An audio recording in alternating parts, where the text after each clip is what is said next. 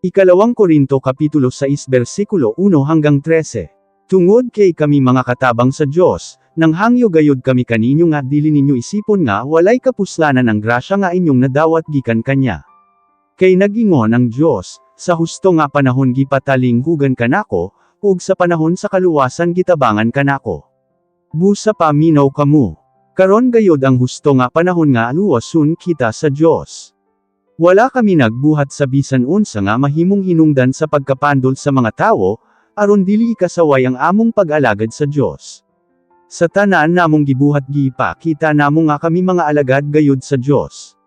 Bisan labihan kalisod ang among mga nasinati, giantos gayod namo.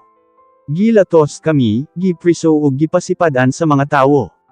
Usahay hilabihan gayod ang among paghago ug usahay wala kami tulog ug kaon. Nakita kanamo ang hinlo nga kasing-kasing, kahibalo, pagkamainan tuson, ug pagkamaayo sa among isig katawo, ang paggiya sa Espiritu Santo, ug ang among paghigugma sa among isig katawo kinasing-kasing gayod. Wala kami lain nga ginawali kondili ang kamatuoran, ug gitabangan kami sa Dios pinaagi sa iyang gahom. Ang among pagkamatarong mao ang among hinagiban sa pag-asdang sa among mga kaaway ug pagpanalipod sa among kaugalingon. Isip mga alagad sa Diyos, usahay dayigon kami, usahay insultuhon, adunay nagsulti ug dawtan apan aduna poy nagsulti ug maayo. Mga bakakon kuno kami, bisan kung matinod anon kami. Wala kami tagda sa uban, apan ang tinuod na ilhan kami sa tanan. Kanunay kaming nahimutang sa kakuyaw sa kamatayon, apan buhi pagihapon kami.